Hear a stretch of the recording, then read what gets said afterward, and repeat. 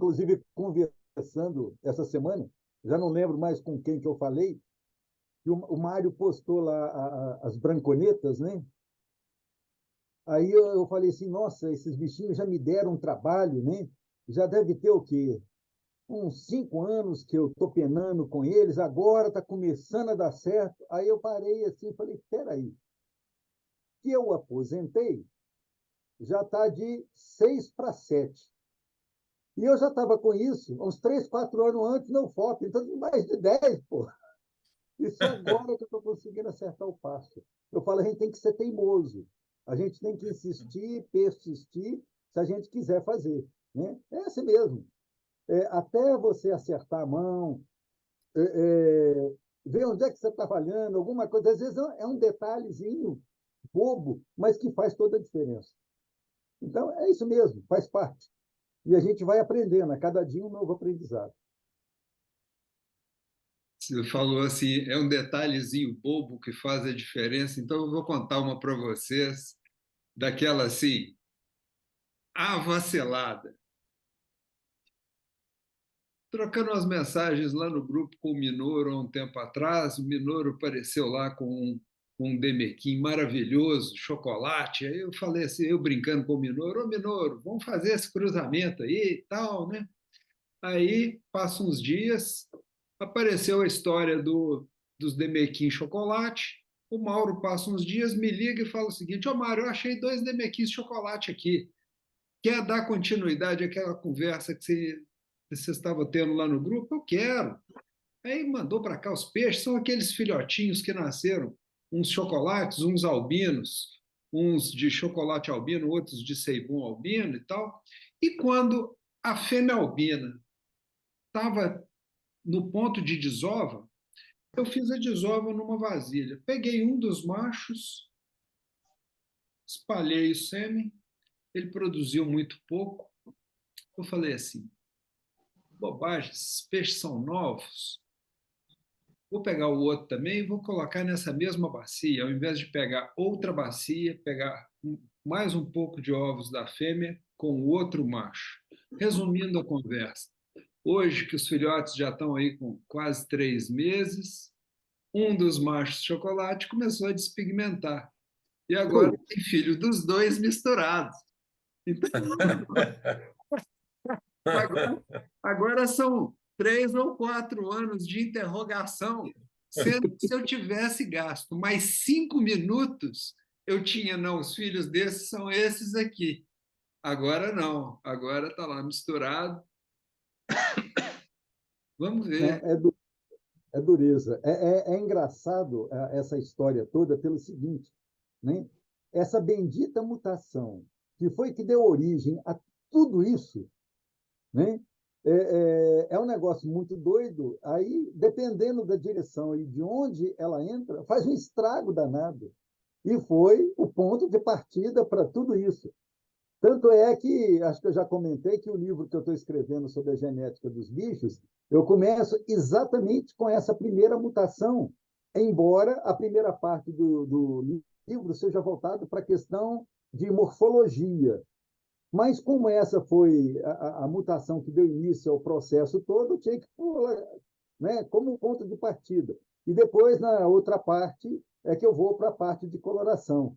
Mas, assim, embora tenha dado tudo esse rebuliço, vamos dizer assim, de criar toda essa cadeia, que é um negócio muito doido, se a gente pensar esse histórico de mais de 1000 anos por causa de uma bendita mutação, ela até hoje, como diz, dá rasteira na gente. Não tem jeito, não tem jeito. E aí é só selecionando, anotando, separando, para excluir esse tipo de gene para determinadas linhas de coloração. Senão, não tem saída. Não tem saída. Os bichos vão despigmentar e a gente vai ficar feliz da vida, de saco cheio no bom sentido. É um É, aprendizado constante, né? não tem saída. Se a gente não mapear e não acompanhar, não tem saída. Agora estou ali com uns bichinhos muito bonitinhos, eu olho para eles e falo assim: estou casado com eles até 2027, 2028, para poder assim, E diminuir. não tem saída. Não tem saída.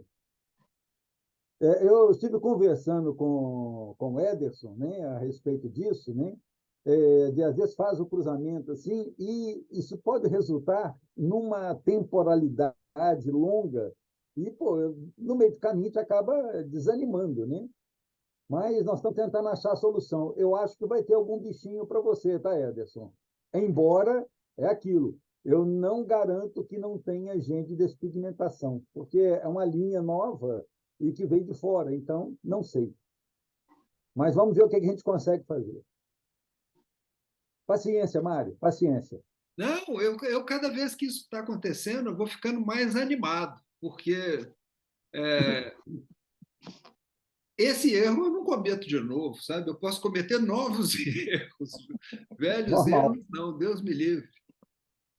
A gente tem que ficar mais esperto. Ué. Não, e eu estava com o bicho na mão na hora e eu ainda pensei nisso. Não, vou pegar e vou colocar em outra bacia de desova. Ah, os dois machinhos vieram mesma origem e tal. Deixa eu meter bronca aqui. Coloca tudo junto mesmo. Tá lá. Ah, mas tem, viu, ô Mário? Ah, Tem uma possibilidade aí que resolve o problema rápido. é o outro começar a despigmentar também.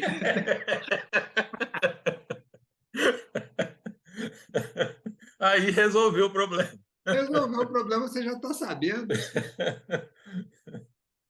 Não, essas questões de despigmentação, eu estou contando essa história porque isso vai acontecer com mais de nós outras vezes, ou com nós mesmos novamente nas mais diferentes formas, porque as coisas vão acontecendo e a gente leva um tempo para poder se ligar que jogo que a gente está jogando, né? A gente tem que ter paciência. Não é à toa que os japoneses usam, né, o Tosai Nisai Oya. Vai para a reprodução só no início do terceiro ano, e mesmo assim, sabendo que isso ainda pode acontecer alguma coisa mais para frente. Sem solução. Isso aí. Ou melhor, solução de longo prazo. O que não tem solução, solucionado está, né? Exatamente. Espaço, tempo e paciência. Eu participo de um outro grupo aqui, pessoal mais criador mesmo de King, mas não são, né? Pessoal mais mexe com aquário. E eu vi uma coisa que eu não tinha visto ainda, uma espécie de carrapato de King. Uhum. Vocês já viram isso? Eu tenho a foto aqui, coisa esquisita demais, nunca, não tinha visto isso ainda. Conseguem ver? Aham. É isso aí. E são crustáceos do gênero Argulus. Não tinha visto isso ainda antes. E o mais enjoadinho desse bichinho aí, que quando você vê ele na superfície externa do peixe, beleza, você consegue com a unha destacá-lo e tirar, como ponto de partida, né? O problema é quando ele está nas brânquias. E aí está lá por dentro, o opérculo está tampando, você não consegue ver e pode ter macho e fêmea para fazer o ciclo. Nossa. É danado isso. Esse bichinho é bem enjoado. E como é que sal? Como é que resolve? Sal, Como é que, sal? salinidade, salinidade. Salinidade. Esses crustáceos, de um modo geral, de água doce, né, um bom tratamento com sal, às vezes, é o suficiente. E depende muito do estágio que está, né? Se esses parasitos ainda são jovens, se não completaram o ciclo, se não reproduziram, porque senão depois da infestação. É igualzinho a lérnia, que também é É, crustáceo. a pessoa que postou isso tem um laguinho e diz que o laguinho tá lotado já infestou tudo. Quando esse bicho completa o ciclo e reproduz, é muito bicho que aparece. E as formas infestantes são muito pequenininhas, né? E aí eles começam a parasitar e vão crescer. Aí, na hora que você acorda, você tem que literalmente fazer uma asepsia geral de tudo, senão não vai continuar o problema. Que loucura. Então, esse aí é o famoso Agulus. É o nome comum dele. que realmente é um bichinho muito chato, como o professor estava falando, para combater, né? Porque normalmente, se você tem um único indivíduo, né, você consegue perceber o único indivíduo que está parasitado, você consegue, com uma solução salina, pingar em cima dele e você consegue retirar sem ele fazer grandes danos no tegumento do peixe, né? Agora, se é uma infestação muito grande, ou se, como você está falando aí, tomou todo o lago, aí é complicado, porque realmente essas fases mais larvais, né, entre aspas, elas vão entrando em tudo quanto é lugar no lago. Então, mesmo que você tire do peixe, né, essas fases intermediárias, elas estão aí em tudo quanto é lugar, estão na água, estão nas rochas do substrato. Então, precisa realmente fazer uma desinfecção muito grande no lago, né? Inclusive, assim, esse pessoal mais pro ramo do aquarismo, eles usam muito, nossa, eles usam muito aquele um pesticida, Neguvon até o pessoal usa, né? É perigoso, você precisa saber dosar muito bem, mas é eficaz até. O professor Mauro deve saber disso. Exatamente, é isso mesmo. Mas se errar na mão, os peixes dançam, É, porque né? é Porque é muito tóxico, né? tóxico para o peixe. Mas então a gente podia aproveitar o momento para poder, quem estiver assistindo esse vídeo aqui futuramente, lembrar que uns 2 vídeos para trás aí a gente falou de quarentena, ou seja, o grande lance não está no tratamento, está na profilaxia. A questão do separar, manter separado, é, criar condições de isolamento, de forma que eu consiga saber que essa linha aqui não misturou hora nenhuma, nem água, nem troca de material e tudo mais, porque senão eliminar um E, negócio desse aí, esse lago aí é só agora tem que secar a cal virgem, né? Exato. voltando aí, do pessoal de aquarismo é que vem do criador, né? Vem do criador já infectado pro aquário. Então, às vezes, o pessoal não faz a quarentena, né? Coloca o peixe lá logo de cara e aí infesta todo o aquário, né? Acaba infestando todo o aquário, passando para os outros peixes e acaba perdendo o peixe até, né? Então, esse é um problema muito sério, seja no lago, seja no aquário, é bem complicado. E esses bichos que produzem muitos seres infectantes em volumes muito grandes, é complicado, porque, assim, igual a gente falou aí agora, não, tem que secar o lago, cal virgem no lago, beleza, mas se voltar os peixes sem ter feito um tratamento direito, o problema volta e repovoa. E aí a gente pensa assim, não, mas isso não vai acontecer. É claro que acontece.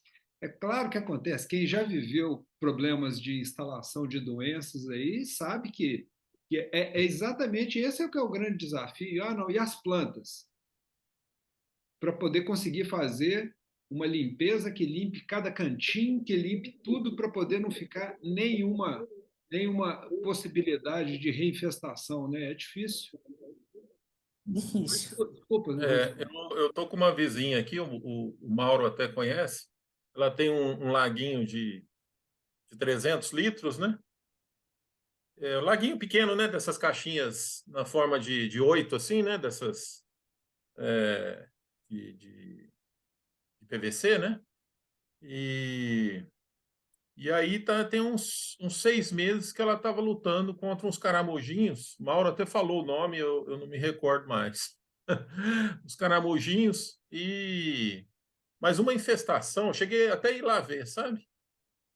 Chegou um ponto, apesar de ser pequeno o ambiente, não teve jeito. Agora, essa semana passada, ela teve que esvaziar tudo, porque tomou uma dimensão só com catação, não consegue, porque os bichos são muito pequenininhos, né? Na hora que. No início ali, né?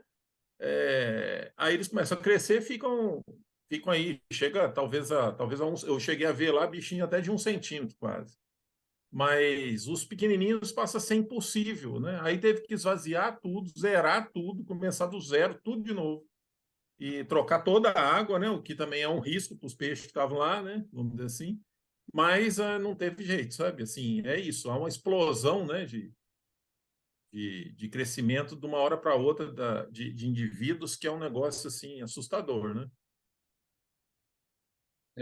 A capacidade reprodutiva desses organismos é um negócio assim absurdo, porque eles reproduzem muito com o propósito de permanecer, de perpetuar a espécie, né, por causa dos predadores e tal. E aí o bicho reproduz mesmo. É complicado. Depois que entrou no sistema, para você eliminar, não é uma coisa simples. E caramujo é muito comum ser veiculado por planta. Às vezes você não vê na planta nenhum caramujo, mas tem ovo, né? E os Foi o ovos que eu falei. Foi o que às eu vezes tem falei. dezenas, né? É uma massa gelatinosa com dezenas, para não dizer centenas de ovinhos, que quando eclode... Foi o que eu falei para ela. Falei, ó, já que você zerou o sistema, pega suas plantas agora e descarta, porque você não vai adiantar nada, né? Porque vai ficar nas plantas, né? Planta acaba sendo cavalo de Troia. Pois é. Outro dia eu perguntei para o Mauro o seguinte: Mauro, qual que é o que caracteriza um Iuambau? E aí ele comentou comigo, é um cruzamento aí de um peixe com dorsal, com um sem dorsal, é um ranchu com dorsal. E aí eu estava falando com ele que esse aqui é um site americano e os caras chamam, aqui ó, tem vários aqui ó, chamados de Iuambau, e são peixes sem dorsal. E aí eu estava perguntando para o Mauro como é que era essa categoria, e aí a gente estava chegando à conclusão que parece que é só uma utilização comercial aqui do nome. Aliás, eu confesso minha ignorância nessa classificação, eu nunca consegui entender, aliás, afinal de contas, quem é o Iumbau.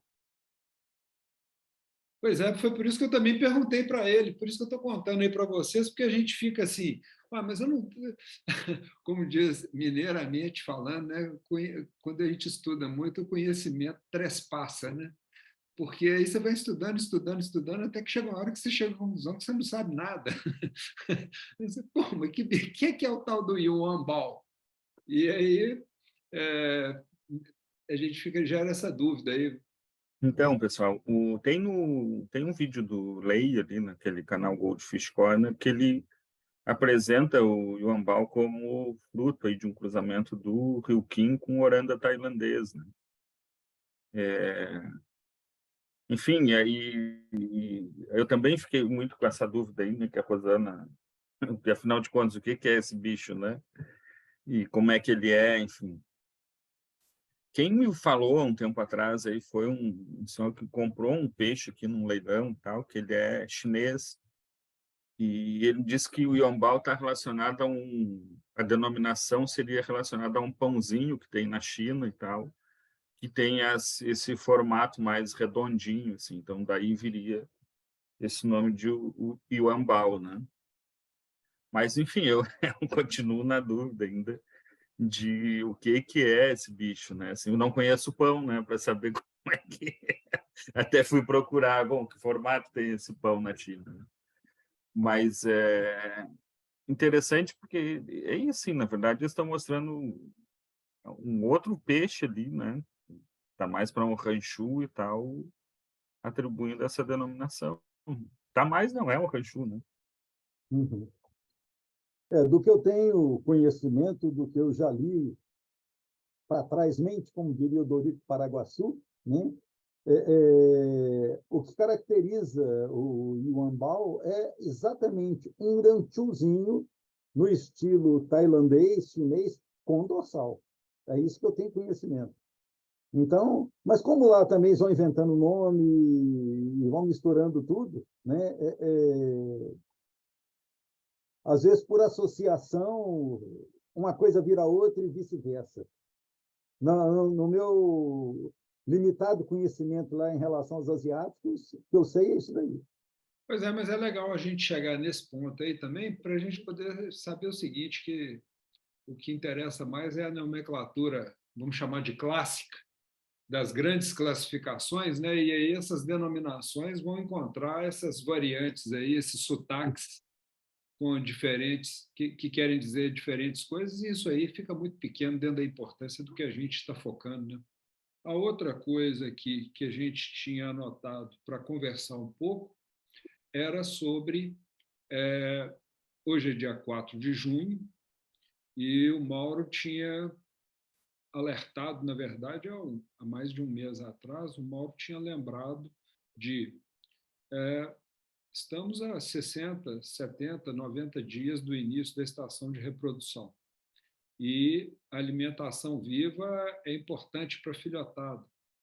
E aí a gente estava conversando há uns dias atrás sobre essa necessidade de quem quer ter alimentos vivos daqui 2, 3 meses, precisa começar a se preparar. E aí a gente pegou e pensou em trazer esse tema para a gente conversar um pouco sobre isso também.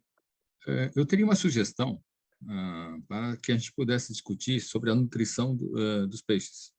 Não só apenas alimento vivo, mas ração, a questão de dosagem de proteína, quais são as rações que vocês estão usando, ações comerciais que vocês estão usando.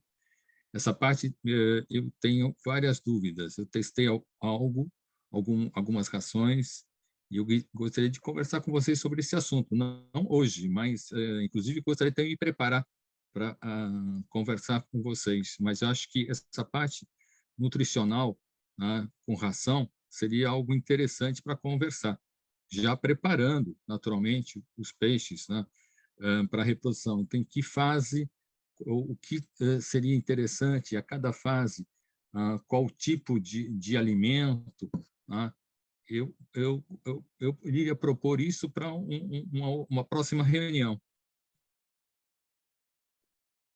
Podemos, da maneira que vocês acharem melhor. Podemos tanto deixar para depois com um tema, para elaborar melhor um tema, como também podemos dar um adianto aí, se você quiser também, José. Porque tem tudo a ver a gente falar sobre ração pré-estação de reprodução, alimentos vivos para os filhotes e depois rações para a adaptação dos filhotes. A gente tem alguma coisa disso gravado lá nos primeiros vídeos nossos, que deve estar lá pelo vídeo 3, 4, por aí, mas num outro contexto, e a hora que a gente pega o tema, assim, pegando pela estação, dá também para a gente poder, além de citar alguns pontos, fazer uma revisão sobre o assunto também, né? Bom, a gente optar, então, for pela questão da preparação para a reprodução, a questão dos alimentos vivos, né? O que eu posso dizer é que agora, né, é o momento de iniciarmos os cultivos dos organismos que serão utilizados para o processo de larvicultura e alevinagem, né? Que esse é o ponto nevrálgico na criação dos peixes, né? A questão da alimentação, principalmente das larvas, para você ter um índice de sobrevivência adequado. Não resta menor dúvida, acho que todos que já utilizaram, eu ia dizer experimentaram, mas aí vão dizer, não, eu nunca comi isso, não, tal, tudo bem. Então, todos que já utilizaram para os peixes, né, para o estágio larvar, não resta a menor dúvida que o que tem de mais eficiente, especificamente para king, né, é Nauplius de Artemia. Não se discute. O resultado é excelente. A questão está em custo e o trabalho de fazer o processo de eclosão, que aí é diário, né? Isso toma tempo e dá um certo grau de trabalho dependendo da dimensão da criação, da quantidade de larvas que você tem para alimentar. E, em função dessas dificuldades de você obter cistos de qualidade, né, com bom índice de eclosão, e que isso só também não é o suficiente, porque depende de como as artêmias que geraram esses cistos foram criadas para que nos náuplios, né, nos eclodidos, ele tenha um bom valor nutricional, e a gente não tem como ter controle disso, dependendo do fornecedor.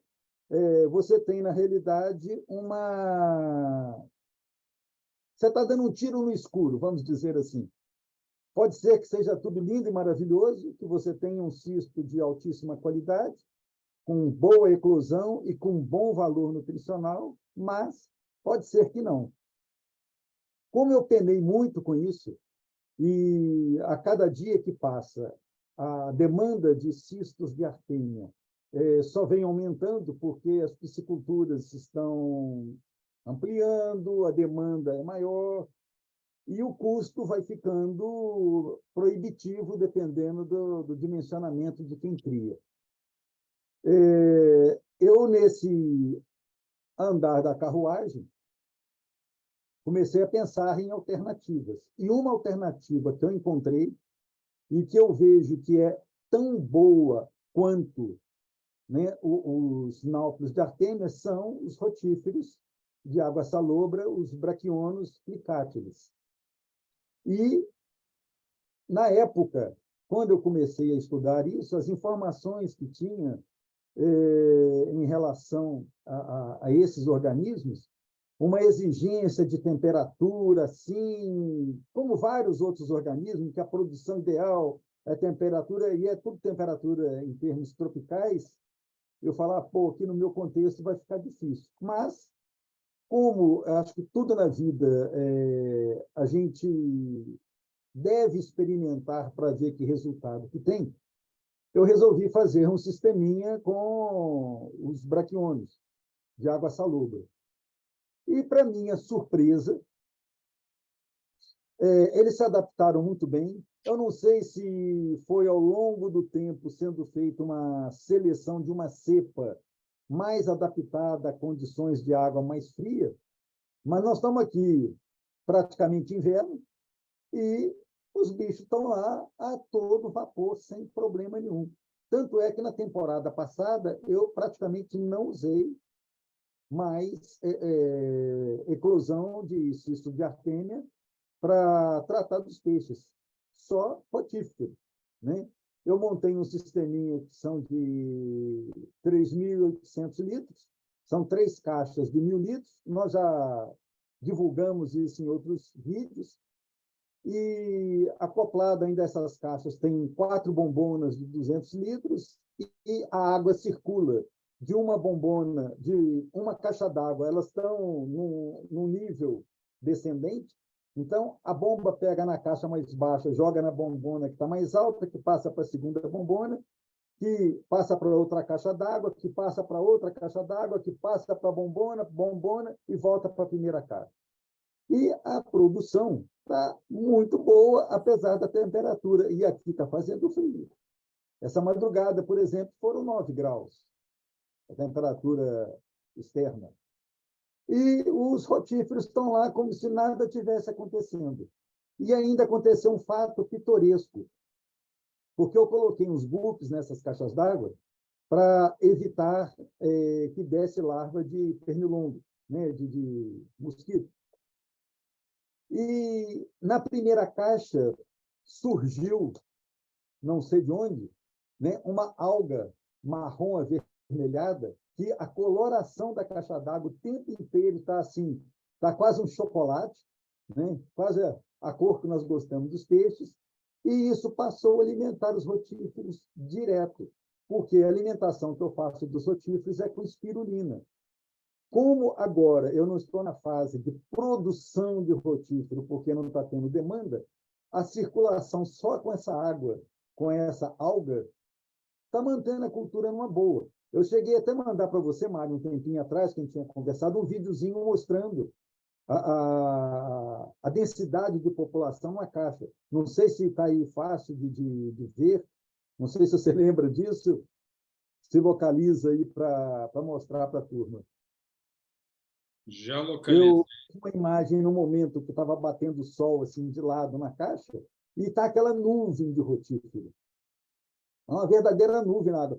Eu não sei se vocês já viram que antigamente, quando jovem, o pessoal tinha mania de fumar e soprar a fumaça com um canudinho dentro de uma vasilha com água e a água ficava toda embaçada, né? Dava aquele enfumaçado na água. Está desse jeito com os bichos nessa temperatura. Então, a partir desse contexto, eu passei só a utilizar esses rotíferos e, como diz, fiquei independente da questão de utilização dos náuplios de Artêmia.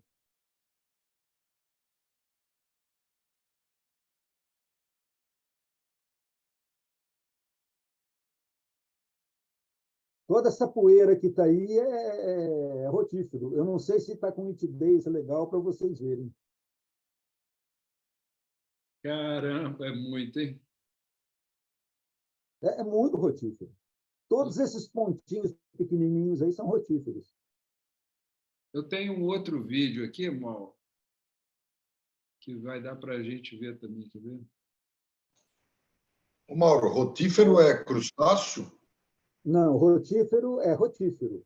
São os primeiros organismos pluricelulares, ou também chamado de rotatória, porque eles apresentam uma estrutura de cílios que chama corona ciliata, né? Pela qual eles se movimentam. E o interessante é porque o movimento deles é muito lento e é atrativo, porque eles movimentam meio que em círculo, e é atrativo para as larvinhas de peixe, e eles vão em cima, cara.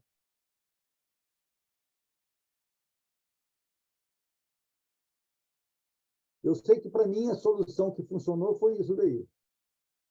Que loucura, hein? E a reprodução desse bicho é impressionante. É um ciclo muito curto, então a população tem um crescimento exponencial. E uma coisa interessante nesse sistema do Mauro, que ele cria rotíferos, aí eu já acho que eu já não vou conseguir localizar aqui agora, é porque ele já coloca no sistema dele, na transferência de água, caminhando pelo sistema, ele já coloca umas peneirinhas. Então, quando ele fala assim, dá menos trabalho do que a Artêmia, é porque ele já montou uma linha de produção e já colocou as peneirinhas em lugares estratégicos onde a água derrama, então ele já vai lá nos horários pré-determinados e só colhe. Então já tá selecionado para poder fornecer, né? Então aí realmente a coisa fica facilita bastante o manejo, né? Eu uso aquele coador de café, que tem aquela estrutura de plástico com aquela telinha muito fininha, né? Então, ela fica posicionada exatamente no local de transferência de água de um tanque para o outro. Ali vai só concentrando. Como está circulando o tempo todo, né? Vai só concentrando. Tudo aquilo que passa vai sendo concentrado na peneirinha. Então, é só chegar na hora, colher e distribuir para os peixes. Me reduz um monte de trabalho. Mas no período reprodutivo, aí eu entro com a espirulina para ter um maior aporte de alimentos e para aumentar a densidade de população. Porque vocês viram aí a quantidade de bichinho, mas a água está clarinha. Você vê o fundo da caixa d'água, é caixa de 1.000 litros. Né? Você vê o fundo, você enxerga o fundo da caixa d'água. Então, eu tenho que entrar com espirulina e a capacidade de filtragem desse bicho é um negócio assim assustador. Eu tenho que aumentar a densidade de população, né, aumentar muito para atender a demanda das larvas. Então, nesse estágio que vocês viram aí do vídeo, é só manutenção com a circulação de água dessa água avermelhada que está na primeira caixa onde estão os guppies. É uma sugestão para quem quiser criar esse bichinho, porque o resultado é equivalente aos náuplios de Artêmia. Lógico que você tem que montar a estrutura de produção. Então, sobre a questão do... Vou começar primeiro do caramujo, né? Então, daqueles caramujos, uma forma eficiente de controlar eles é administrar sulfato de cobre. Tá? O sulfato de cobre dá para você adquirir ele, acho que em lojas agropecuárias, acho que você adquire sulfato de cobre. Eu não sei a dosagem, tá? Mas eu sei que ele é eficiente contra molusco, porque o molusco é o seguinte, né? Ele é muito sensível ao sulfato de cobre, porque o sulfato de cobre ele é abrasivo, tá? E o sal também ajuda, né? O sal ajuda também, porque o sal ele vai ajudar, vai estimular aquela proteção de muco lá no peixe. Então, o sulfato de cobre não vai atacar muito o peixe. Mas como o molusco não tem essa capacidade, né, aí ele acaba sendo morto pelo sulfato de cobre, né? Tá. A outra questão é do... Antigamente existia na piscicultura o mazotem. O mazotem, ele era o neguvão de peixe, né? Ele era utilizado na piscicultura para combater alguns parasitas de pele, né, de peixe, né? Isso dava muito em carpas, dá menos em tilápia, né? E tem um tipo inseto, né, que ele fica lá no fundo do tanque e ele pega, fica ali naquele, eu esqueci o nome de como se chama aquela parte do fundo do tanque ali. E ele produz uma substância lá, não é que ele produz, ele remexendo ali, mexendo naquele barro, ele coloca argila em suspensão. E aquilo a água fica turva. Se a água fica turva, a luz não chega nos lugares onde deve chegar, não há formação de fitoplâncton e tal, então interfere bastante, né? E quando começaram a administrar mazotem, aí viram que aquele bicho lá, ele morre com o mazotem. E a água ficava numa qualidade melhor, né? Então ele tinha essa dupla utilidade. O mazotem, na verdade, o que ele era? Neguvão de peixe, neguvão é triclorfon, né? Não sei a dosagem que se usa para aquário, não sei a dosagem que se usa para piscicultura, tem que olhar a bula, tá? A forma de administração. Houve um colega que comprou um sachê, não sei quanto que vem num sachê, e disse que um sachê daquele deu para tratar todo o sistema de aquário dele. Tá? É uma loja, né? Então, uma loja, a gente já imagina que cada bateria de aquário daqueles lá são 200 litros, né? Então, ele utilizou um pedacinho lá, um pouquinho do produto, conseguiu acabar, né, com argulhos, e ele tinha também aquele verme âncora, né, o alérgeno, né? Era alguma coisa assim, tipo, que eu já falei numa das conversas, né? Era meio tipo poliesculhambose múltipla, tinha meio que de tudo ali. Ele dizia que fazia quarentena, mas não fazia e vendia peixe meio bichado, né? E um dia, por telefone, ele falou: Minoro, eu estou no desespero, eu acho que eu vou perder todos os meus peixes, não sei o quê. Então, eu falei: dá para usar, né, o Nebuvon. Aí ele foi na veterinária, não existia mais Nebuvon. Parece que a Bayer acho que não fabrica mais, sei lá, né? Não sei direito. Mas aí ele encontrou triclosan, que é o mesmo princípio ativo. Aí eu falei, então agora você vai no Dr. Google aí e vê qual que é a dosagem do Mazotem, que é o mesmo princípio ativo, aí você vê e utiliza, né? E eu falei, eu não vou assinar embaixo. Não vou assinar embaixo, eu não tenho consultório, você não está vindo me consultar e eu estou te falando o remédio, simplesmente. O restante é contigo, né? Ele tratou toda a bateria, se livrou desses parasitas, né? Se livrou desses 2 parasitas e está lá todo feliz na loja dele. Até me chama para tomar café quando eu vou lá na loja agora, né? Já está todo feliz. Então, eu creio que a Bayer não fabrica mais Mastotem, mas era mais ou menos isso que eu queria falar. Agora, eu tenho uma pergunta. A pergunta é o seguinte, parece que esse rotífero, eu lembro que numa das nossas reuniões, o professor falou que o rotífero ele vive numa salinidade um pouco diferente da salinidade do peixe, se eu não me engano, salvo engano, tá? Eu queria saber quantos ppm, né? Quantos ppm que é essa água, né, para criar rotífero, né? Porque sinceramente, eu fiquei interessado, né? Porque sal a gente consegue meio fácil e sal marinho a gente ainda tem um pouco aqui, dá para utilizar também. Então, dependendo da concentração, né, dá para a gente meio que diluir aquela água que a gente cria artêmia salina, né? Era mais ou menos isso que eu queria perguntar, a salinidade. A primeira pergunta, acho que o Minoro já abordou aí, né? Que é a questão da salinidade e qual tipo de sal que é usado, né?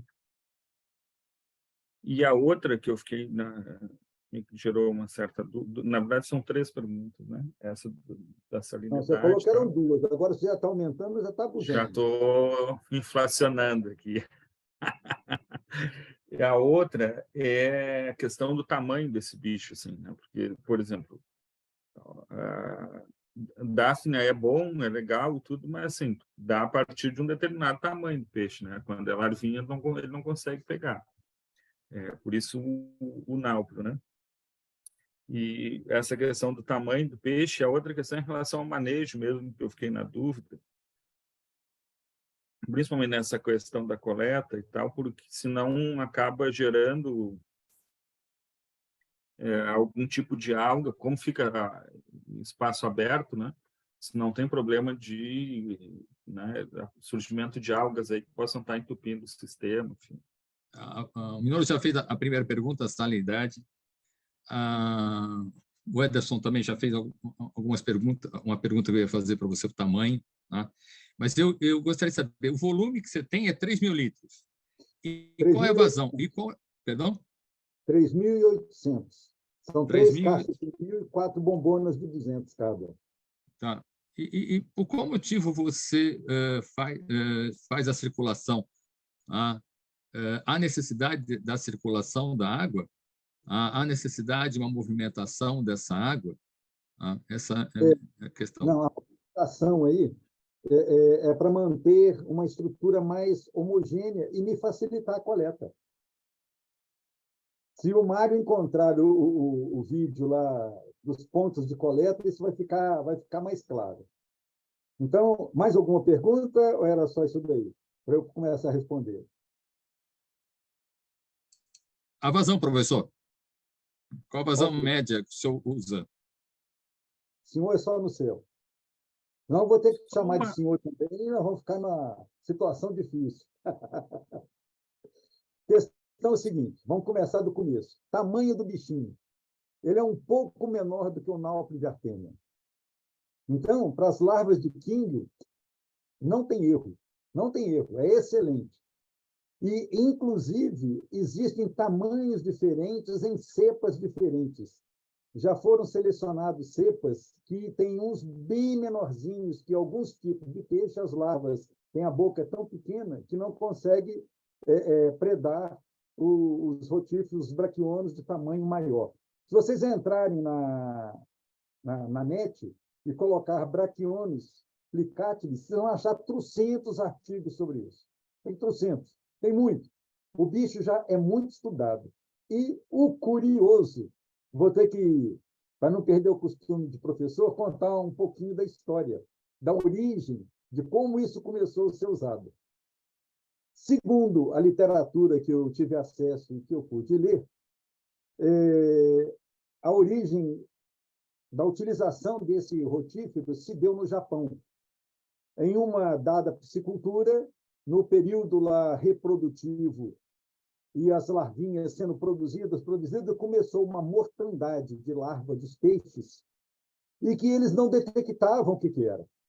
E morrendo, ao fim, eles puderam descobrir que as incubadoras haviam sido colonizadas por esses braquiones e a reprodução era tamanha, antes da larva abrir a boca, conseguir comer, eles chegavam numa população, uma exponencial muito rápida, e eles estavam simplesmente depletando a concentração de oxigênio. As larvas estavam morrendo por falta de oxigênio.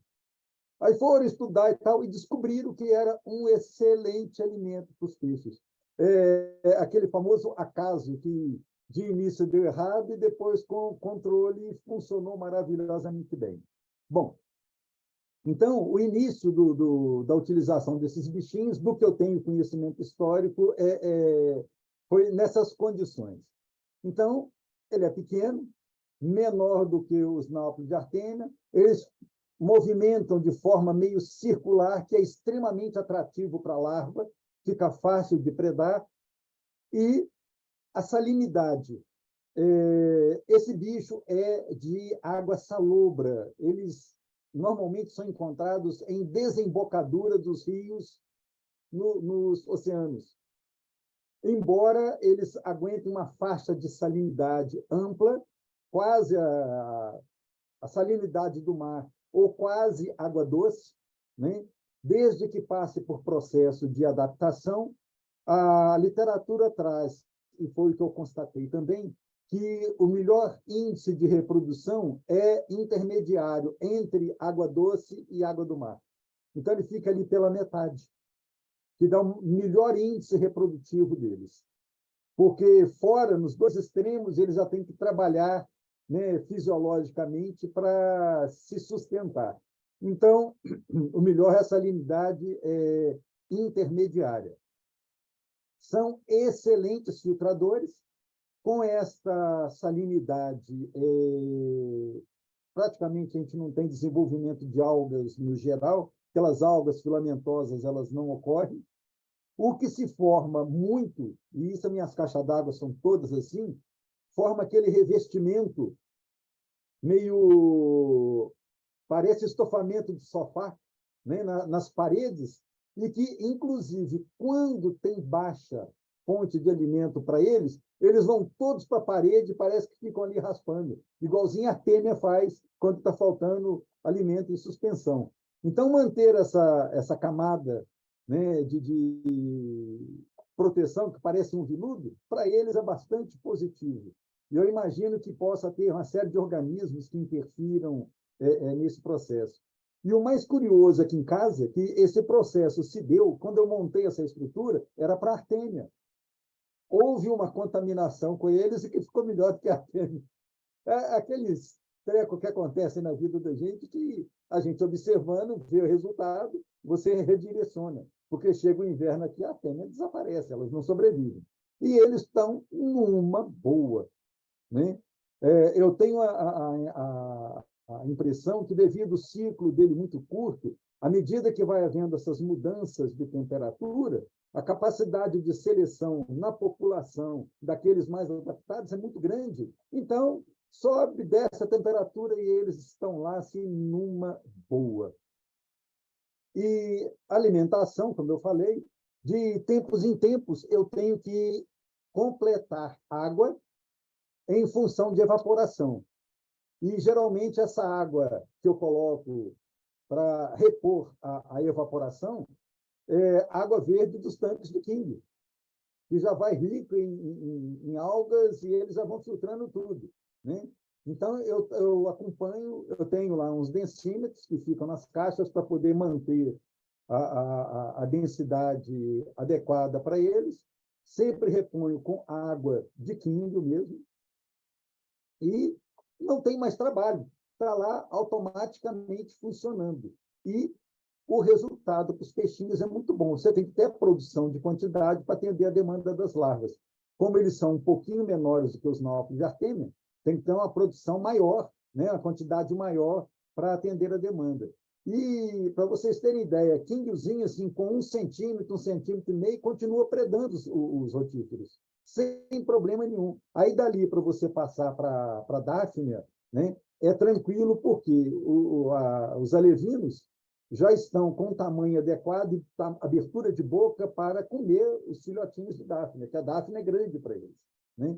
Tanto é que os asiáticos usam mais o quê? É moina, que a moina é pequenininha, né? E não é que ele prede a moina direto, eles predam os neonatos das moinas, que são menorzinhos ainda, né? Então, funciona muito bem. A Daphnia vem, se pudesse, vamos imaginar, fazer um escalonamento, rotífero, moina, Daphnia, na sequência. Não sei se eu deixei de responder alguma pergunta aí do que foi colocado. Professor, a vazão. Ah, sim. A vazão, na realidade, como eu falei, a questão era manter um mínimo de circulação, e é bem lento, é uma bombinha fraquinha, fica praticamente assim, um mijinho lá na primeira, só para fazer a água movimentar, porque eles não conseguem nadar contra a correnteza, né? Então, eu coloco a entrada de água, por exemplo, numa caixa d'água, numa extremidade, de um lado dela, a saída do lado oposto. Aí fica aquele fluxozinho lento, passa para a seguinte, que volta. Você conseguiu achar o vídeo, Mário? Beleza, então vocês vão ter uma ideia do conjunto aí, que vai ficar mais, vai ajudar a clarear um pouco mais. Então, é um fluxo muito pequeno, pequeno mesmo, para não afetá-los.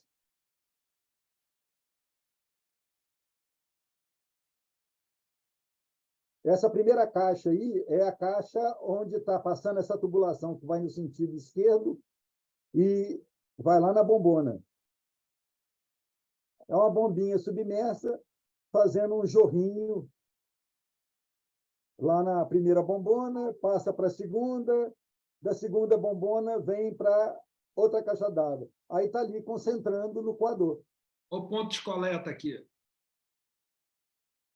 Fiz um suportezinho ali para...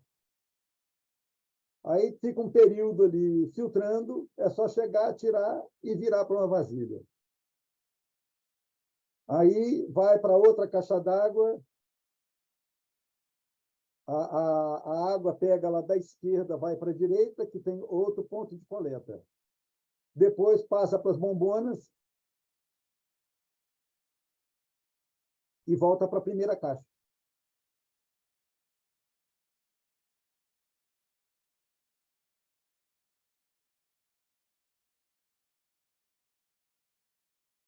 Vou passar a palavra aí para vocês agora, só deixar passar mais um pedacinho do vídeo aí, que tem um pedaço aí na frente que o Mauro mostra a filmagem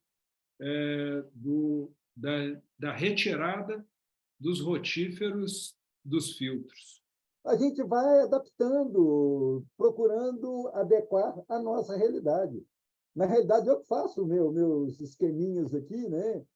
Não entendo nada dessa área que vocês estudaram aí. Eu vou assim, no empirismo, acerto e erro até atingir o equilíbrio que eu quero. Pronto. Funcionou, tá bom. Resolve muito bem. Eu gostei de ver, foi a hora que o José perguntou qual que era a vazão, que eu pensei assim, ele vai responder mineiramente, é um tiquinho d'água. Aí ele respondeu, não, é um mijinho.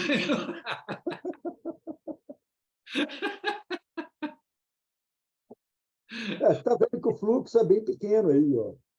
Faz parte do mineirês. Uma homogeneizada no ambiente como todo. Agora vem a coleta lá. Você viu que anda, né? O suporte anda. Ao concentrado.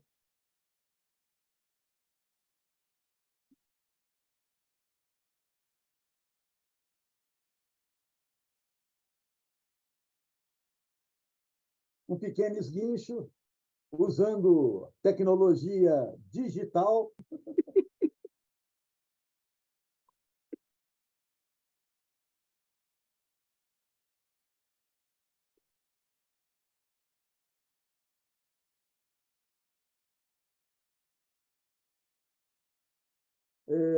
Alta tecnologia lá do baldinho de champignon sendo reutilizado. Tá bem, professor. Alta tecnologia, hein? Ué. Professor, O importante é que funciona. Isso aconteceu em casa. Tá? Eu criava a artêmia, tá? E em um dado momento eu vi uma nuvem alaranjada, tá? E eu não consegui inicialmente identificar, mas eu usava para alimentar as lavras. Funcionava muito bem. A minha pergunta é que você usa espirulina. Espirulina, para mim, tem alguns problemas, porque quando você dissolve, ele vai para o fundo. Ele não fica em suspensão. Tá? Então, para as dáfinas, para as artêmias, eu usava a levedura de cerveja, que ela fica mais... dilui um pouco melhor. Tá? A minha pergunta é, além de espirulina, você dá algum outro produto, outro alimento para eles? Aí nós temos duas coisas. O que eu faço, assim, eu dissolvo a espirulina com um jato d'água forte, movimento com uma colher para dissolver bem e vou esparramando nas caixas. né? Ela, no meu caso, fica em suspensão. Na água salgada, fica em suspensão. Vai alguma coisa para o fundo? Vai. Não é problema. A levedura é excelente, mas ela tem um problema.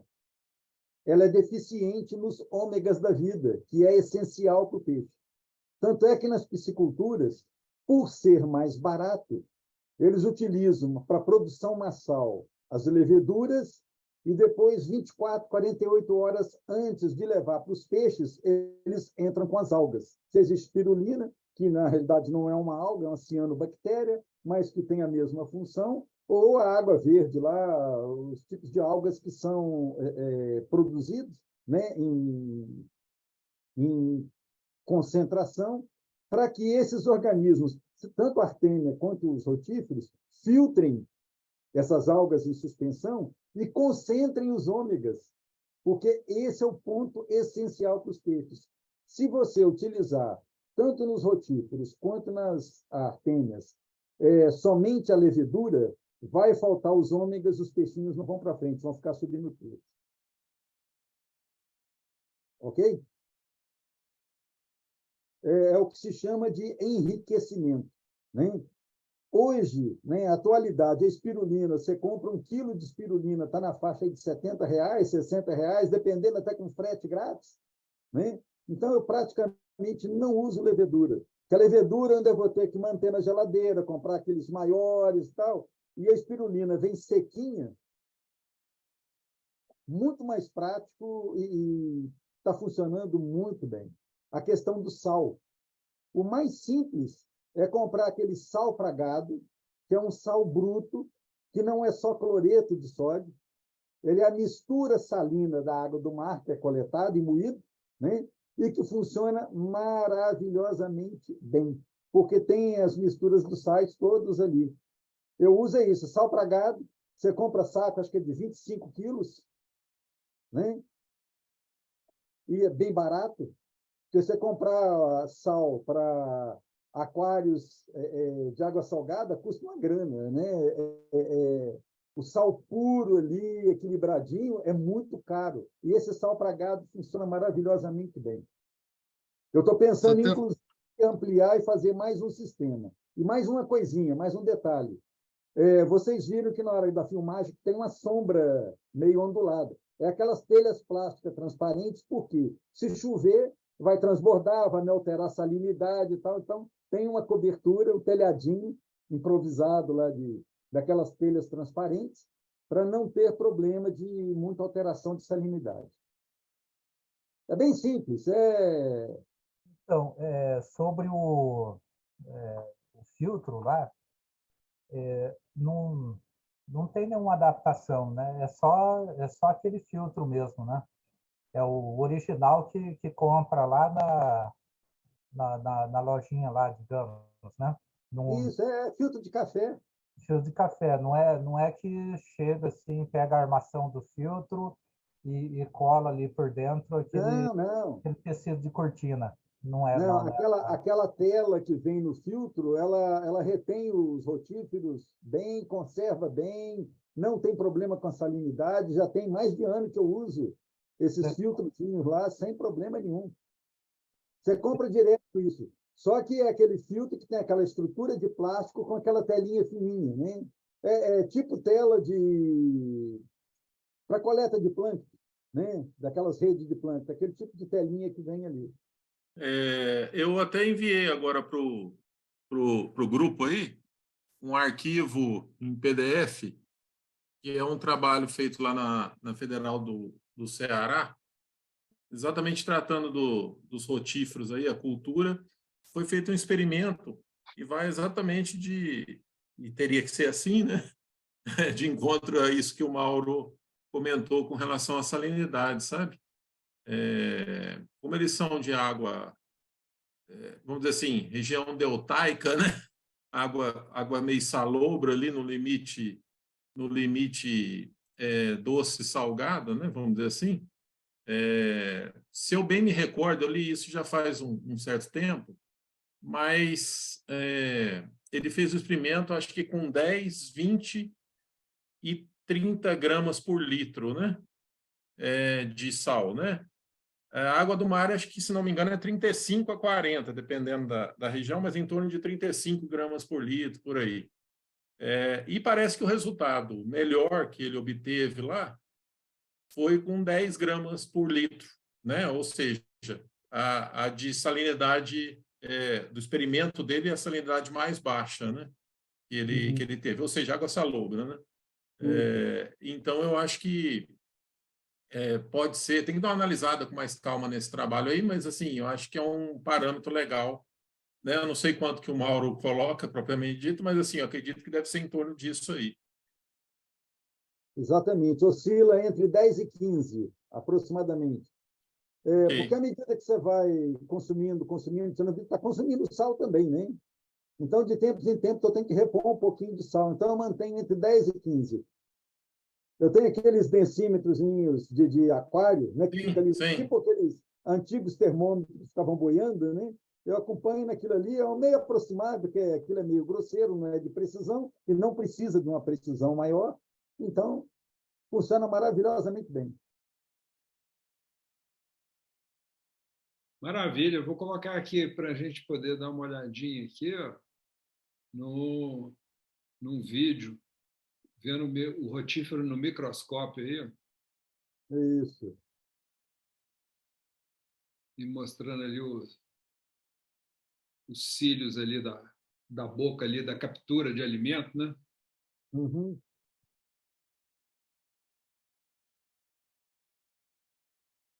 Legal. O bichinho é muito interessante e funciona bem.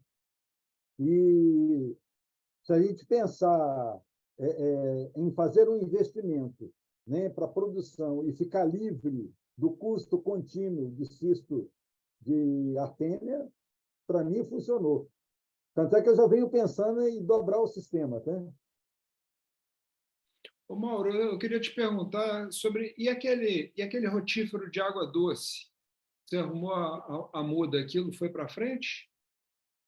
Eu continuo mantendo os bichos, mas eles são tão pequenininhos, e como aqui está muito frio, eu não sei qual é o grau de exigência dele, é a primeira vez que eu estou lidando com eles, comparando ele com esses daí, e pensando em termos de esforço de captura, que é a energia que a larvinha vai gastar para capturar, o Brachionos aí é muito melhor.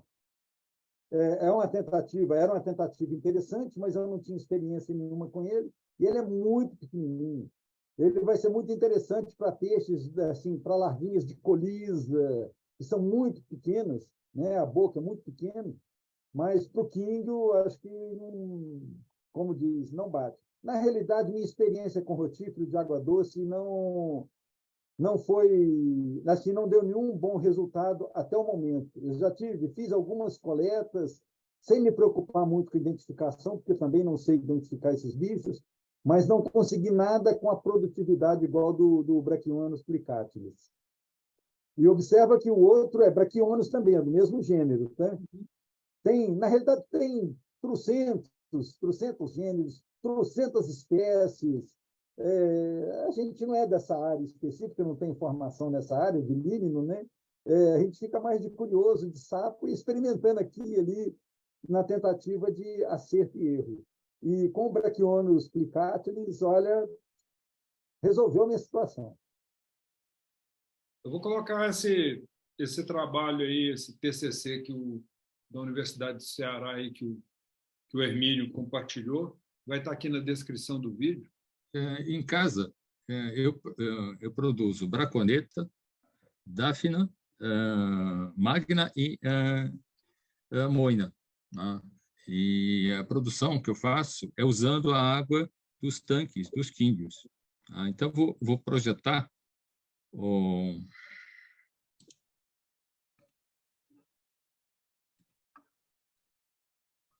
essa aqui são os tanques. Tá? A água fica com quantidade de algas razoáveis, a água fica verde, e no fundo, não sei se vocês podem observar, eu tenho umas piscinas em torno de 10 metros cúbicos. Tá? Então, eu bombeio esta água para essas piscinas e produzo esses crustáceos, né? O meu problema maior é quando tem contaminação da magna em relação à moina. Aí a competição, eu acabo perdendo a moina. Então, tem que começar todo o processo de limpar, aguardar um tempo o tanque seco, né? E depois recomeçar após alguns dias, né? E tomar o máximo cuidado de contaminação, né? E dessa forma eu consigo uma produção muito razoável, né?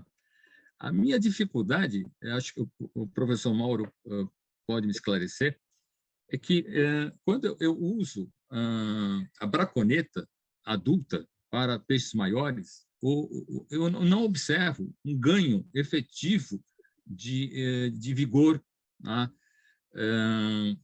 Ele faz uma complementação, né?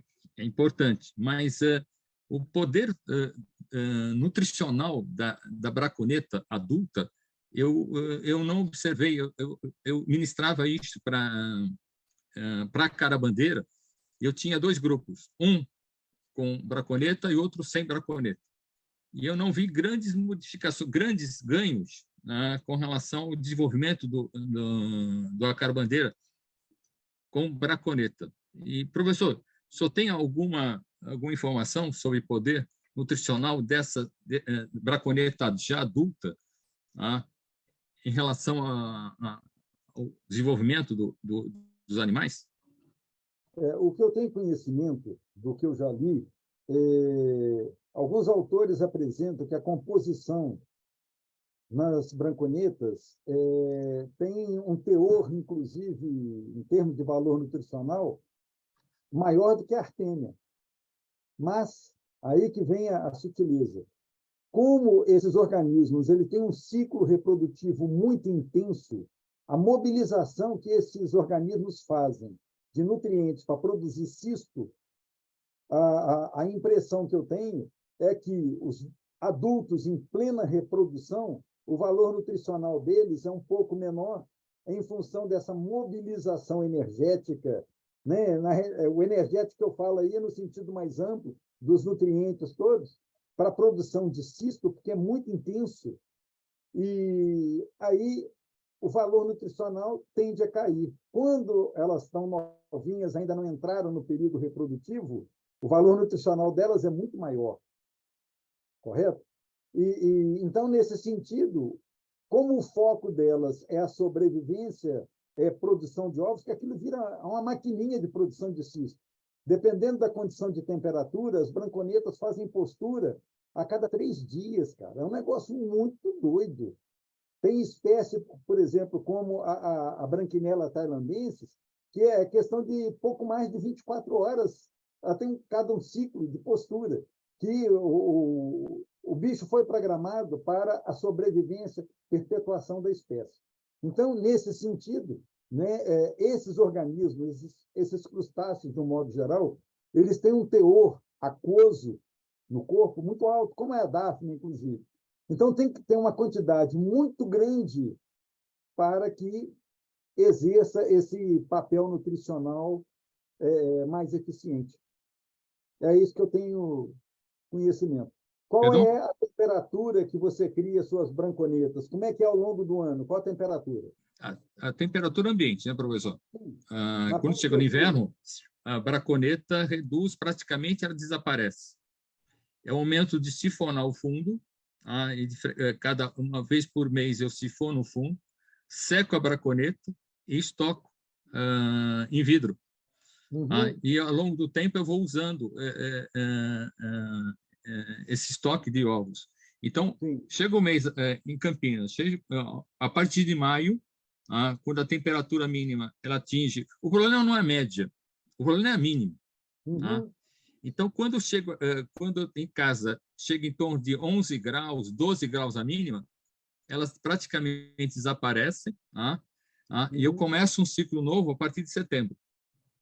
As dáfinas também reduzem, a moina reduz muito também, mas ela suporta um pouco mais as temperaturas mais baixas. A máquina não. Essa a máquina eu consigo manter aqui em Campinas. Naturalmente, há uma redução do desenvolvimento dela, mas ainda a gente consegue manter os peixes. Eu consigo. Mas a moina e a braconeta, no inverno aqui em Campinas, desaparecem. Primeiro a braconeta e depois de alguns dias a moina cai muito. Uhum. Eu estou achando curioso pelo seguinte: as moinas, do modo geral, elas gostam da temperatura um pouco mais alta.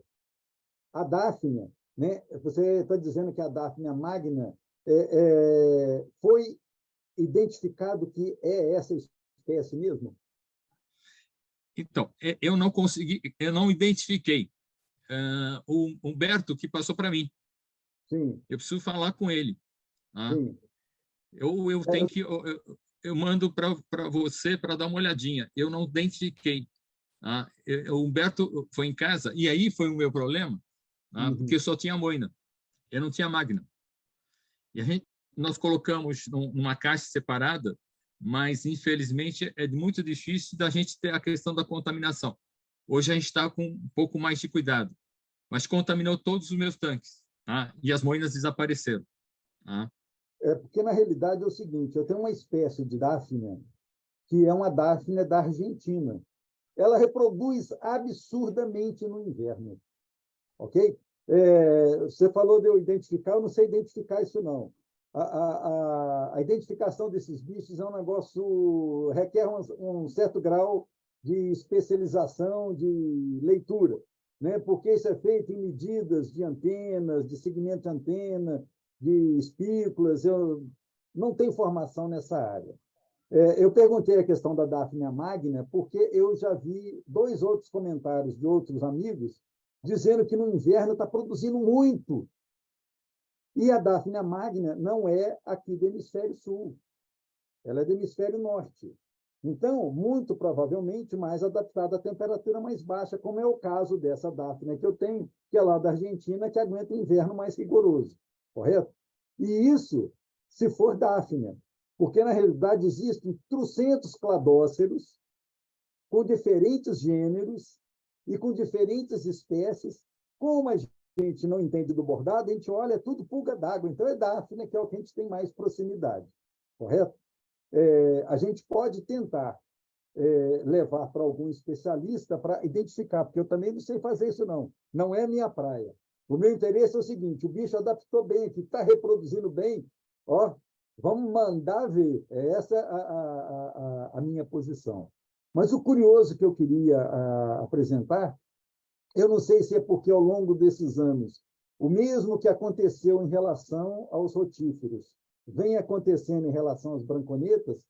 Eu estou com branconeta adulta agora, com esse frio, fazendo postura. Para mim está assim uma surpresa que eu nunca vi isso.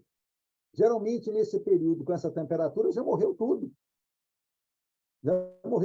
Mas elas continuam lá. Como eu ainda não estou em produção de branconeta, eu estou em período adaptativo, na próxima temporada que eu vou começar a fazer a produção, o que eu faço? Nesse período agora, está lá com água, tudo direitinho, eu não mexo. Vai morrer mesmo, tal, deixa aquilo lá. Quando a prima chegar, quando a prima vier, a primavera, aí eu vou secar, eu faço o cultivo naquelas maceiras grandes de 300 litros, aquelas maceiras pretas que é usada na construção civil. Aí eu seco, coloco a água nova, e essa última temporada dessa turma foi a que teve assim, uma explosão.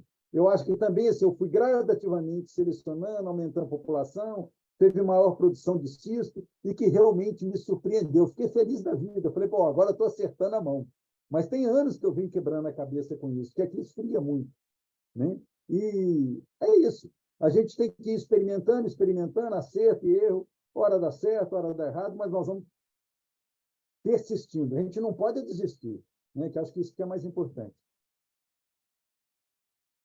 Até para falar para o pessoal, eu conversei essa semana com o professor Mauro até, né? Assim, eu tenho aqui um organismo nadador não identificado, né? Parece uma Daphnia, mas assim, quando tu aproxima, tu vê que não é um outro bicho, que é daqui da região, foi coletado aqui, enfim. E uma das coisas que eu estava conversando com o professor Mauro, que assim, a nossa primavera aqui ainda é muito frio, né? Aqui no sul. E o bicho parece que ele produz mais com frio do que com calor, assim, é impressionante, né? Esses dias agora que teve frio aí, estava bombando, assim, estava coletando todos os dias bastante, né? E agora aqueceu um pouco, já diminuiu um pouco a produção, né?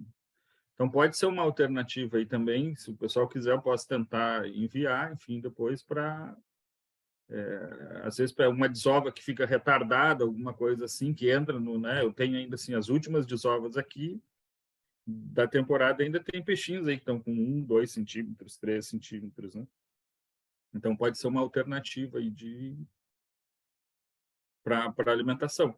Produz bastante, sim, né? Qual é a questão só é que tem que cuidar bem para, mas aí eu faço um processo aqui bem para isolar, enfim, porque tem, como é um bicho nativo, vai com o que tem aqui também, né? Tem algumas coisas boas e também outras que não são tantas. Então, assim, no sedimento, esse caramujo aí que a gente falou no início, aqui eu parei, assim, aquele negócio, relaxa que dói menos, né? Então, aqui eu parei de me preocupar com eles, né? E eles fazem parte do sistema tranquilamente, assim, hoje, né? Mas só para dizer, né? Então, se o pessoal quiser, aí depois eu posso tentar enviar, enfim, ou mando o bicho vivo, ou coletar sedimento para... E é interessante porque, assim, tem uns que são menorzinhos, que parece que é moina, a gente não sabe se é, eu e o professor já tentamos algumas vezes identificar, né? E tem outros que ele, diferente da Daphne, ele tem umas anteninhas que parecem uma galhada, assim, de... Tipo aqueles cervos e tal, né? Só que a pontinha que a Daphne tem ali, digamos assim, vamos falar, do traseiro, né? O rabicó. Esse não tem, ele é liso, assim, ele não tem aquele rabinho, digamos assim, né? Mas é um bicho que os peixes comem aqui super bem, né? E produz bastante, assim, semelhante a Daphne. Eu tive Daphne, já comprei, e acaba que, por contaminação, enfim, esse bicho acaba patrolando as Daphne tudo e fica só ele nas caixas. Essa espécie que o Ederson está comentando com vocês, eu já busquei na literatura, nós já conversamos a respeito, é uma pulguinha d'água também, mas o gênero, muito provavelmente, dentro da minha limitação de leitura, o gênero é Cimocéphalus, que também é utilizado para produção massal, igualzinho Daphne, para alimentar peixe. É uma outra espécie, um outro gênero, né? O gênero é Cimocéphalus. É bem interessante. E produz bem. E tem moina também, Ederson, nesse material aí. Tem os dois, né? E o interessante é a gente conseguir ir selecionando o organismo que se adapte ao nosso ambiente, porque a diversidade desses crustáceos é muito grande. E eles são espalhados de forma quase planetária, e cada um adaptado a determinadas condições. Então, à medida que a gente vai conseguindo direcionar e selecionar cepas adaptadas ao nosso ambiente, a gente começa a ter bons resultados. Para mim, é o que aconteceu aqui com os rotíferos, né? Com os outros organismos que eu tenho aqui. Um outro organismo muito interessante, que aí já é para os peixinhos que já estão com 1 centímetro, 1,5 centímetros, são as enctreias. E está na hora de começar a fazer a criação delas para ter uma produção na hora que os peixinhos estiverem nesse contexto. E, curiosamente, eu andei um período estudando essas enctreias, e aí vocês encontram um monte de informação, mas assim, a maioria duvidosa. E, nesse período que eu fiquei estudando isso, eu me deparei na literatura com um artigo de uma espécie, de novo vem o danado do Japão. O raio desses japoneses tem tudo lá, cara. Tem que ficar esperto com essa turma. Tem uma espécie lá que chama Enctreus japonenses ou japônicos, algo assim, e que tem uma característica que é muito interessante, que é comum em algumas minhocas. Eles não produzem ovos, eles reproduzem por fragmentação. Então, vão perdendo fragmentos, os fragmentos vão regenerando novos. Aí eu fiquei pensando assim, falei, pô, mas se a gente tivesse um bicho desse aqui, isso deve produzir para caramba, né? E a ironia do destino, como dizem, né, tem uma máxima aí que as soluções dos problemas se encontram nos locais que os problemas estão. Não sei se já ouviram esse tipo de coisa, né? Um belo dia, minha mulher me pede, queria uma terra mais fértil para umas plantas que ela queria pôr no vaso. Eu fui, peneirei uma terra do quintal, uma quantidade, arrumei um bacião para ela. Ela foi e usou lá o que quis, sobrou um tanto, que ficou do lado de fora no tempo, e à noite, a megafuru. A megafuru choveu, né? Chove, né? Sacanagem com o Minoru. O Minoru fica retraído e eu fico provocando para ver se o japonês fala, né? Mas de vez em quando ele solta a língua. Choveu, muito bem, day after, né?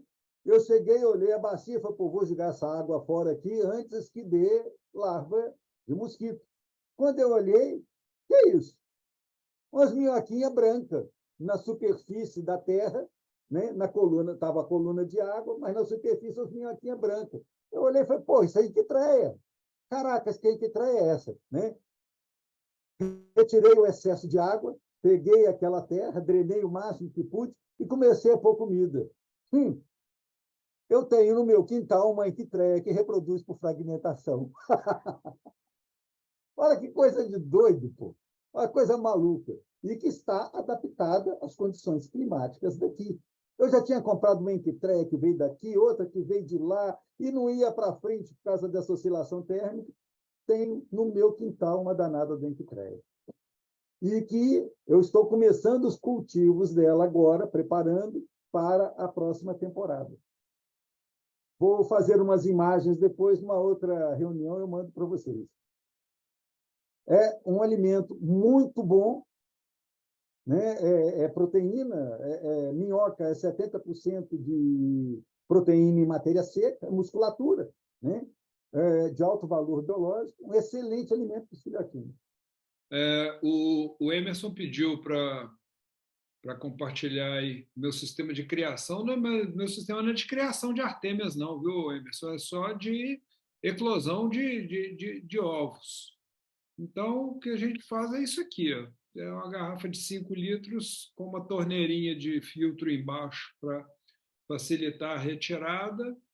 E um dia a gente usa uma e no outro dia a gente usa a outra. Então, ou seja, elas têm retiradas com 36 e 48 horas.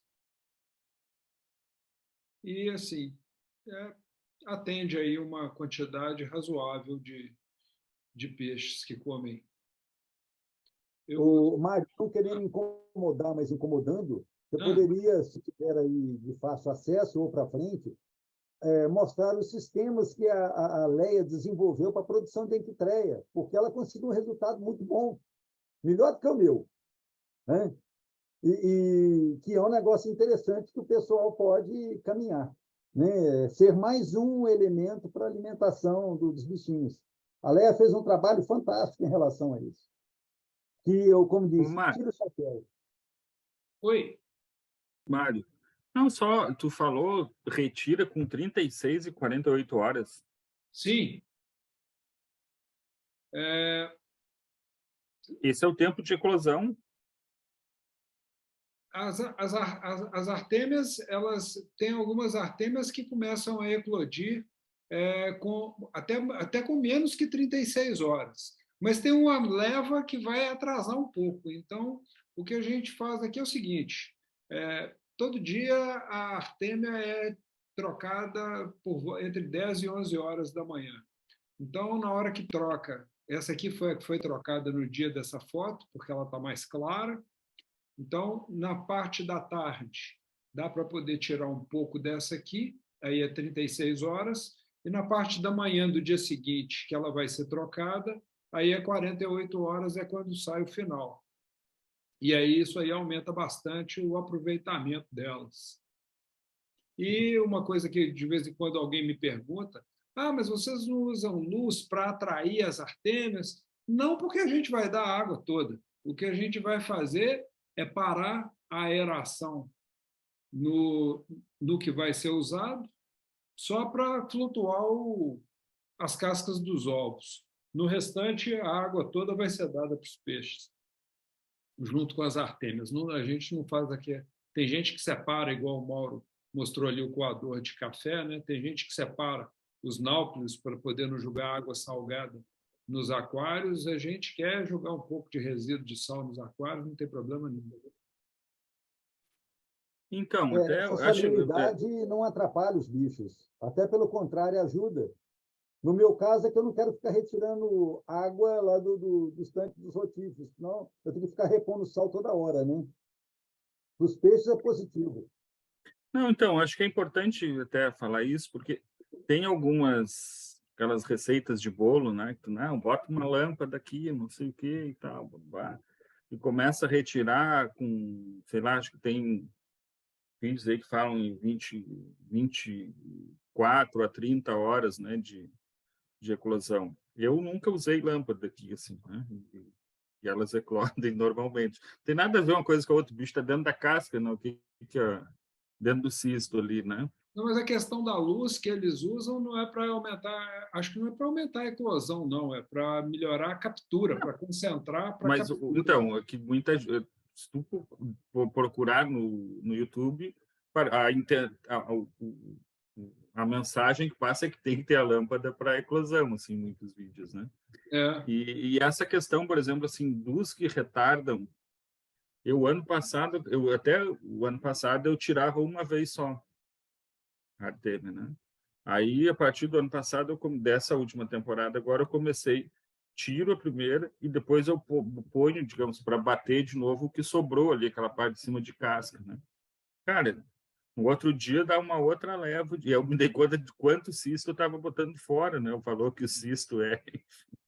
Então, essa eu acho que é uma dica importante aí, pessoal, depois que vai assistir e tal, que não ficar nessa de que retira com 30 horas, enfim. Ainda tem muito cisto que fica ali residual, que dá para dar quase uma metade, né? De novo ali de produção. Uma segunda eclosão. Dá uma segunda eclosão, assim, além de muito aumentar interessante. Além de aumentar o aproveitamento do cisto, fornecer o cisto para os bichinhos que estão mais precisando dele 2 vezes ao dia é outro ritmo de desenvolvimento, né? Fracionar o fornecimento, né? Nós fazemos ciclos de 24 horas, então, a gente eclode 24 horas, a gente faz a primeira retirada, fazemos a segunda retirada por 48 horas e eu faço uma outra, tá? E fica 3 dias batendo. A gente espreme até a casca, tá? Como o valor é muito alto, né? Nós fazemos 3 períodos, 24, 48 e depois repetimos, fazemos 3 ciclos de 24 horas. Né?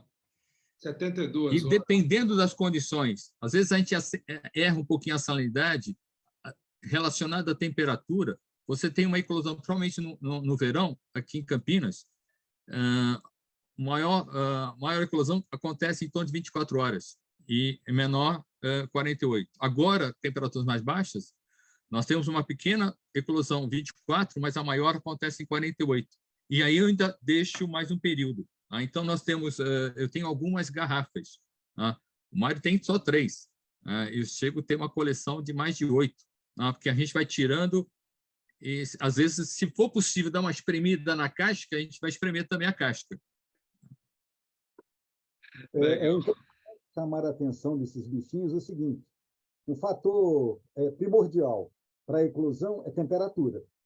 É o que mais afeta isso. Mas esses cistos, geneticamente, eles são programados para eclodir mais cedo ou mais tarde. Né? Nas branconetas, por exemplo, o pessoal chama de artêmia de água doce. Na realidade, a artêmia é água salgada, são poucas espécies. Grande parte dos anostracas, que é esse grupo, são de água doce. Tem alguns que os cistos são programados para molhar, secar, 2, 3 vezes para eclodir. Então, eles não eclodem tudo assim, de uma vez. Na artêmia, ele é mais sincronizado, né? É mais eficiente esse processo, porque eles são de ambientes permanentes. Não seca, né? Ambiente marinho está sempre molhado. Nos que são de lagoa temporária, Às vezes tem que passar por vários ciclos para eclodir, que é a estratégia de sobrevivência do bichinho para perpetuar a espécie. É bem interessante, é bem curioso a biologia desses bichinhos.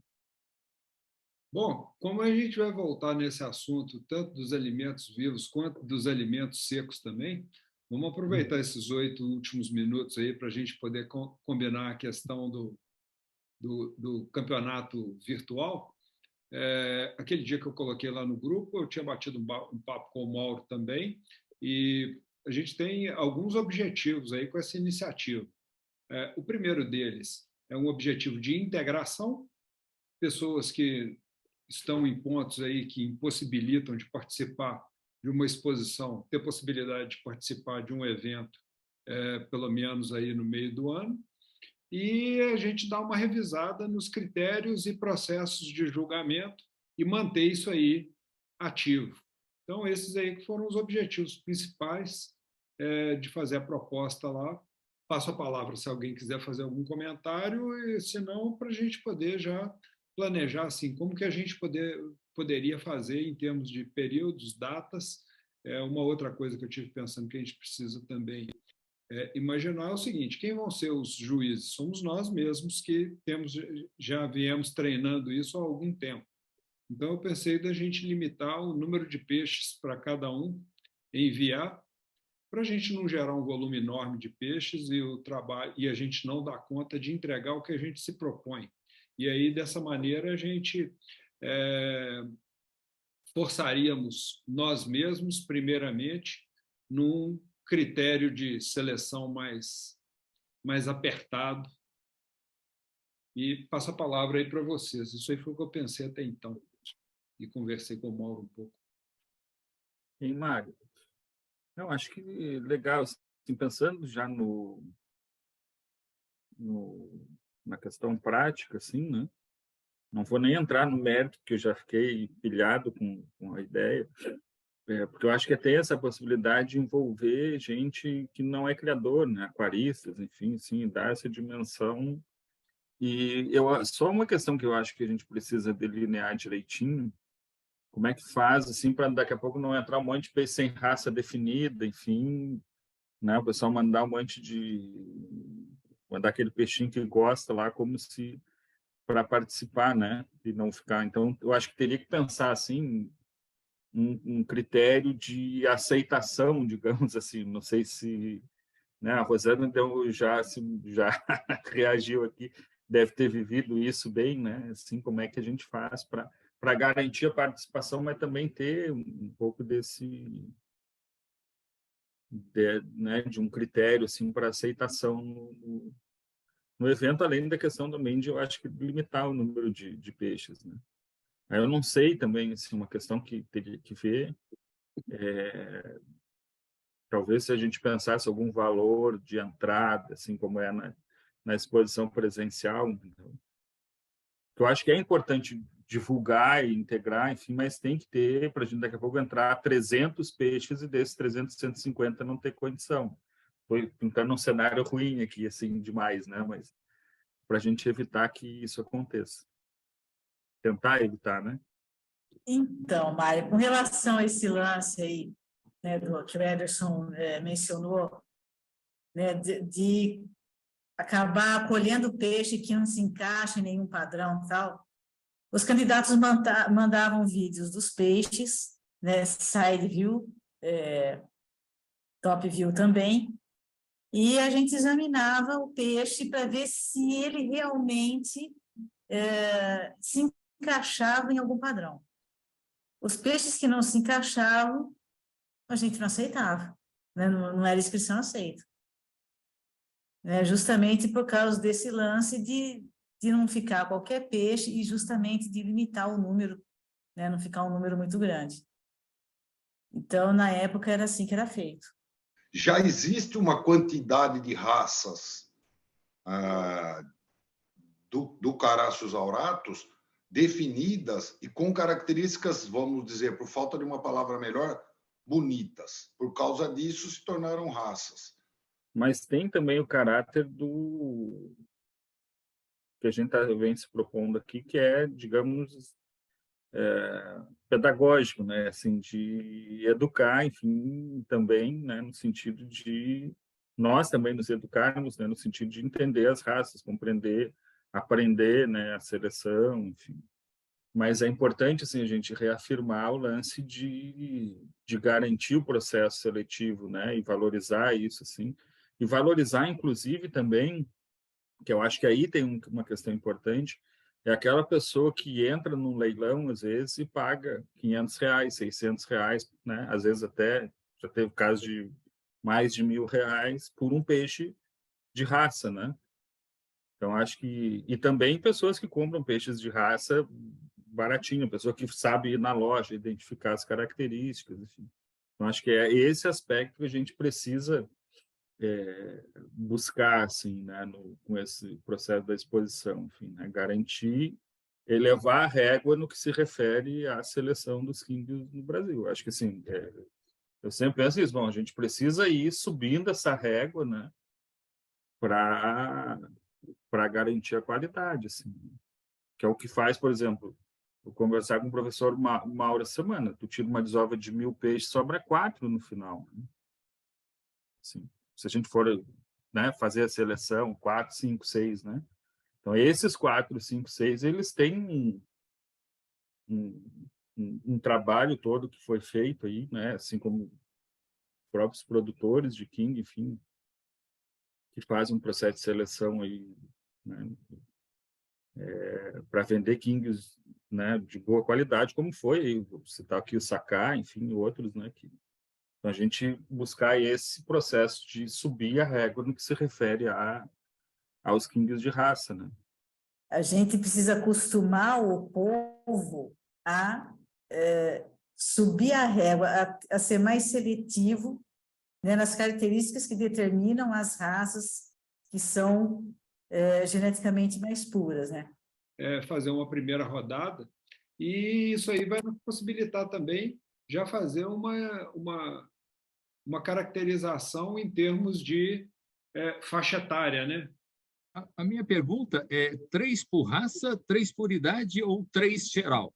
3 por criador. Por criador, então é geral.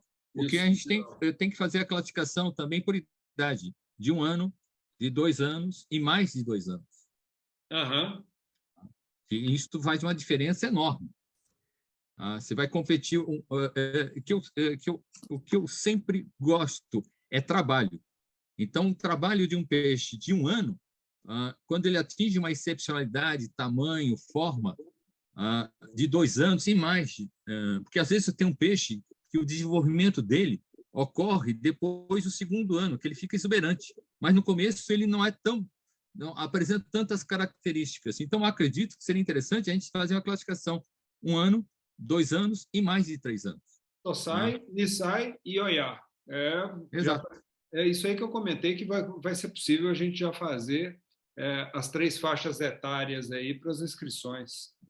Não, isso aí vai ser legal também, porque vai estimular as pessoas para depois participarem presencialmente também, né?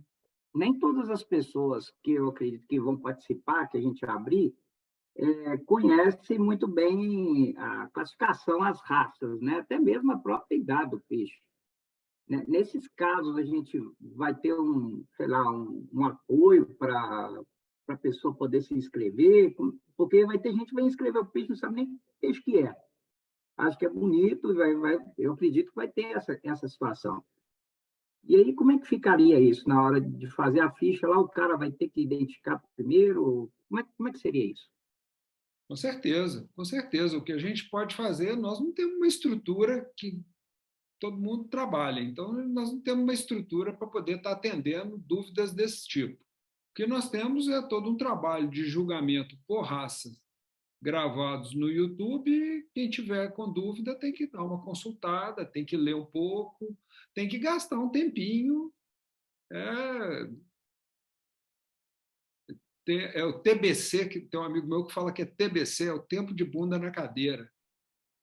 Não tem jeito, tem que dar uma sentada, tem que estudar um pouco, porque senão não tem jeito mesmo, não. Ô, Ederson, antes de passar para você, então, assim, se a pessoa escrever o peixe no lugar errado, né? a gente vai fazer a análise em cima da onde ele escreveu, correto? E se tiver o peixe fora da raça, ele vai ser classificado como tá, beleza. Ele vai ser desclassificado. Desclassificado, isso, beleza. Beleza? Abração. Até dia 10. Boa semana. Um abraço. Boa semana para todos.